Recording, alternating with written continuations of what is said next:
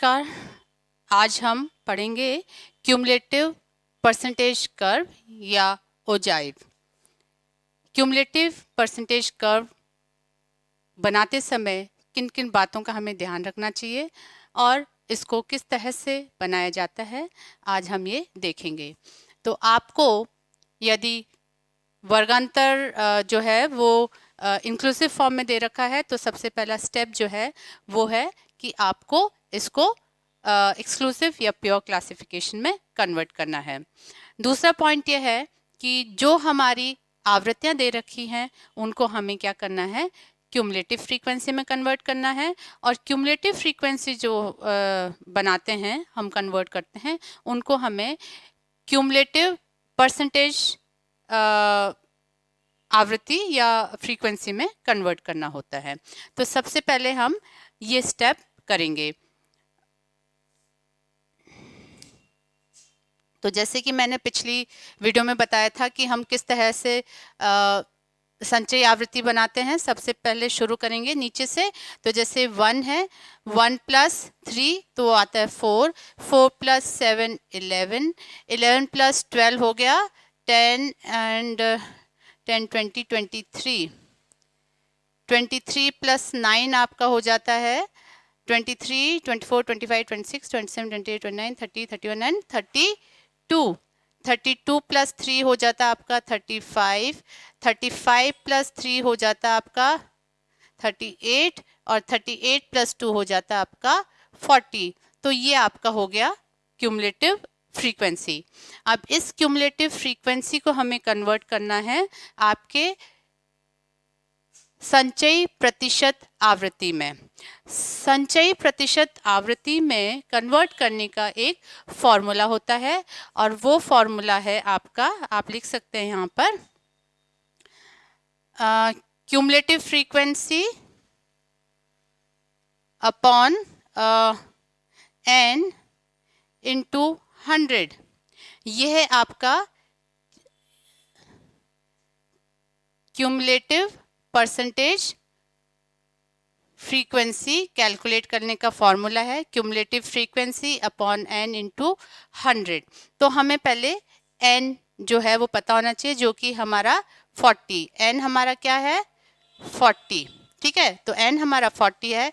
Cumulative frequency हमने यहाँ पर तैयार कर ली है और प्रत्येक जो हमारी क्यूमुलेटिव फ्रीक्वेंसी है उसको हमें किस में कन्वर्ट करना है, क्यूमुलेटिव परसेंटेज फ्रीक्वेंसी में। तो शुरू करते हैं। जैसे पहले वाले की पता करेंगे 10 to 15 वाले की, तो 1/40 इंटू 100, तो ये हो गया आपका। इसको करेंगे तो आंसर आता है 2.5, ठीक है 2.5। तो यहाँ पर हम लिखेंगे इसके आगे 2.5। फिर हमारा नेक्स्ट वाला है, इसके पता करेंगे 4 इंटू 100/40, तो ये हो गया आपका 10, ठीक है, एंड सो ऑन। तो जब हम पता करते हैं तो आप देख सकते हैं ये आएंगे आपकी 11 वाले की करेंगे तो वो आंसर आएगा 27.5।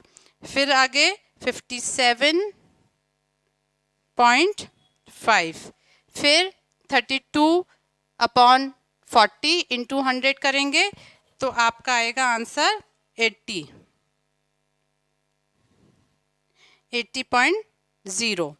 फिर हम करेंगे आगे 35/40 इंटू 100, तो वो आंसर आएगा आपका 87.5। नेक्स्ट 38/40 इंटू 100 करेंगे तो वो आंसर आएगा आपका 95.0। और 40/40 इंटू 100 करेंगे तो ये आएगा आपका 100, ठीक है।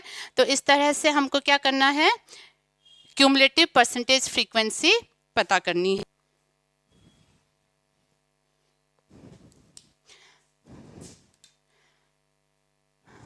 तो आइए अब हम बनाना शुरू करते हैं क्यूमुलेटिव परसेंटेज कर्व। इसके लिए पहले हम यहाँ पर OY बनाएंगे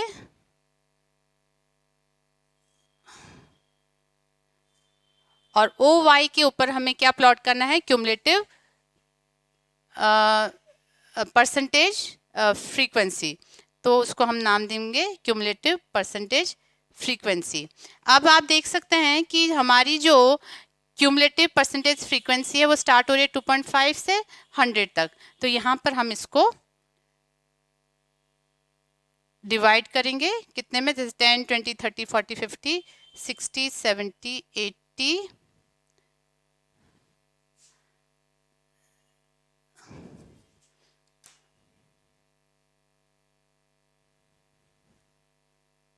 तो ये हो गया हमारा 10, 20, 30, 40, 50, 60, 70, 80, 90 एंड 100। तो ये हमारी परसेंटेज हो गई, क्यूमुलेटिव परसेंटेज फ्रीक्वेंसी हो गई। और यहाँ पर जो है हमारा ओ वाई जो है वो स्केल भी चेंज हो जाएगा। ये हो जाएगा हमारा परसेंटेज फ्रीक्वेंसी और यहाँ हो जाएगा 1 small square equals to 1, 1 small square equals to 1 cumulative percentage frequency. ठीक है, अब हम यहाँ पर क्या करेंगे, प्लॉटिंग स्टार्ट करेंगे। तो 10 अगर हाईएस्ट सीमा होती, एक और क्लास इंटरवल होता और 10 उसकी हाईएस्ट सीमा होती तो वो 0 मानते। तो यहाँ पर पहले यहाँ पर डॉट लगा दिया। फिर हमें 15 वाला जो है वो हमारा पहले वाले क्लास इंटरवल की उच्चतम सीमा है, तो यहाँ पर हम प्लॉट करेंगे 2.5। तो ये हो गया हमारा कहीं 2.5 यहाँ पर। फिर हमारा 20 के ऊपर 10, तो 10 यहाँ पर कहीं आएगा। उसके बाद 25 वाले के ऊपर हम 27.5 है, तो 27.5 हमारा यहाँ कहीं आ जाएगा। नेक्स्ट हमारा 57.5, तो ये हमारा 57.5 ये जो यहाँ पर होगा 57.5 यहाँ कहीं होगा। उसके बाद 35 जो है उसकी होगी 80, तो वो है हमारा यहाँ पर। फिर नेक्स्ट 40 से 45 का 95 है, 40 से 35 से 40, तो 40 वाले का जो है वो है 87, तो वो यहाँ पर कहीं आएगा। और नेक्स्ट वाले का है 95, 45 उच्चतम सीमा जिसकी है वो है 95, तो यहाँ कहीं आएगा। और जो लास्ट वाला है उसकी है 100, जो कि यहाँ आएगी। अब हमने प्लॉट कर लिया है वर्गांतर और क्यूमुलेटिव परसेंटेज फ्रीक्वेंसी जो है उसके, उनको यहाँ पर हमने प्लॉट कर लिया। अब हम इन सबको ज्वाइन कर लेंगे।